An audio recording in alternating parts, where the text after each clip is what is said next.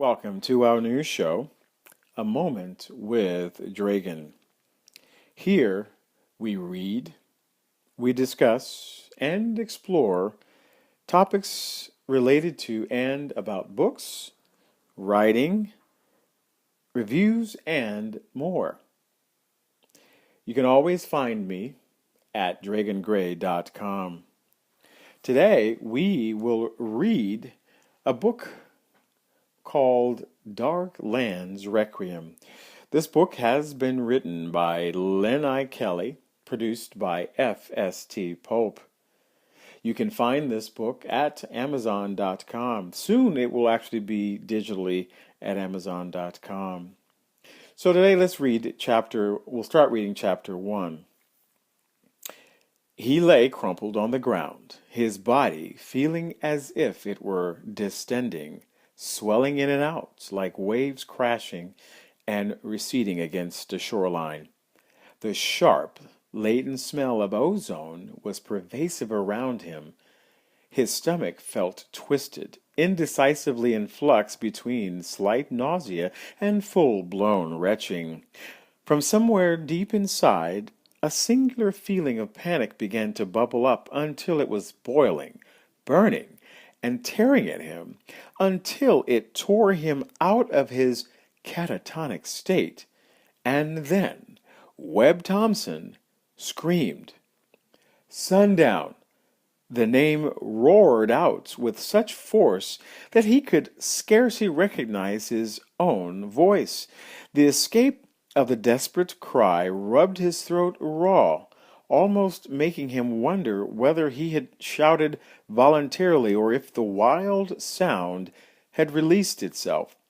His eyes followed the eerie repetitions of his echo as it bounced around the unfamiliar landscape. Where was he? Swallowing hard to relieve the increasing apprehension welling up from his chest, he began to shout once for her again, but this time the words caught in his throat.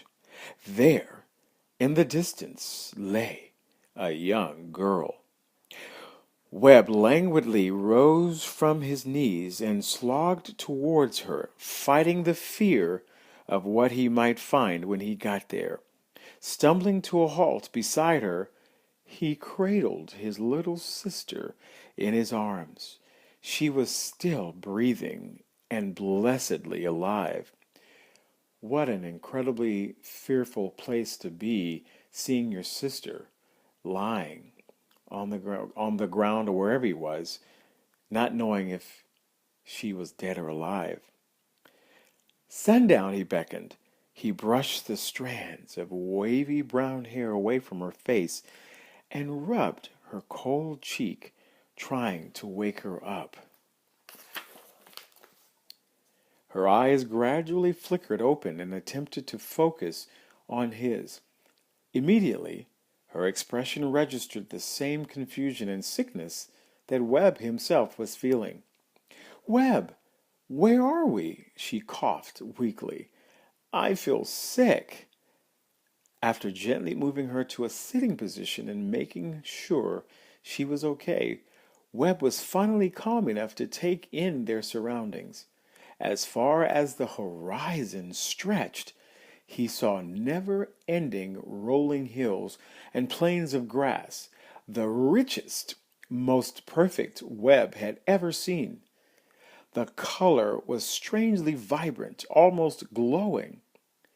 He grazed his hand across the grassy plain that sat upon, expecting to find the usual prickly coarseness, but instead discovering that the green blades had a soft, silky texture on par with the finest of Egyptian cottons.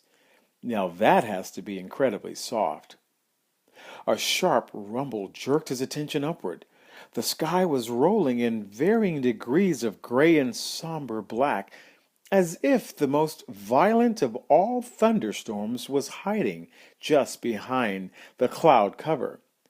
But for all the fury raging in the skies above them, The air immediately around Webb and Sundown was quiet and still. Too still. "Webb," repeated Sundown. She sounded frightened. "I don't know where we are." "Sundown," he choked reluctantly. "I'm sorry. I don't even know how we got here." Fear was starting to creep over him like the skin of ice across a winter pond. It chilled his bones and goosebumps spread across his arms. But he kept his voice steady. In all his 17 years, he had never seen a place as vividly haunting as this. Making the situation even more surreal was the fact that his memories were incomplete. They felt confused and jagged, like a jumbled up jigsaw puzzle. How had they gotten here? With no memories to rationalize their current circumstances, even the panic that had so violently awoken him now seemed to have no meaning behind it. Their surroundings were as beautiful as they were unnerving, but the situation as a whole was nothing but terrifying. He stood and helped Sundown to her feet, brushing the dirt and grass from her clothes. "Let's move, Sonny. There's bound to be someone around here who can help us," he said. His voice was masked in a very confident, very forced bravado. He didn't know where they were going, but there was no sense in just standing around, waiting for help that might never come. They needed to make their own way. Choosing a direction to travel, however, would be difficult. They were in the midst of a vast, verdant nothingness that stretched on in every direction. There were no evident landmarks to aim for, and with the sky covered in clouds, he didn't even have the sun as a compass point to guide him. The only obvious distinction he could make out was that the sky rumbling behind them appeared much angrier and turbulent than the skies before them. They would be going that way then. "Where are Mom and Dad, Webb?" Sundown abruptly asked, interrupting his thoughts. Her voice heightened fearfully. "Where are they, Webb? Where are they?" "I don't know," Webb replied sharply. He was tired and scared too, so his tone had been more abrasive than he'd intended. He spoke again softly. "I don't know, but we're not going to find out just waiting here." He gave his sister a reassuring hug and took a few steps forward to lead, but stopped when he sensed that Sundown hadn't followed. He turned around. Inexplicably, she had gone ghostly white, her gaze glassy and lethargic. "Sonny!" he called cautiously. "Webb, Webb," came the hollow reply, her voice cold and vicious. Alarmed, he moved towards her only to watch as her color suddenly returned. For a moment, she remained quiet, her eyes darting back and forth as if she had just woken from a dream. Then she found her voice. I'm not a baby," she began hesitantly at first, but raised her voice with with an incredible statement, "and you will not boss me around like one. I am 14 years old. If I want to stay here, I will stay here." She pursed her lips and adamantly crossed her arms in punctuation. Webb blinked in confusion. Had he missed something? "What are you talking about?"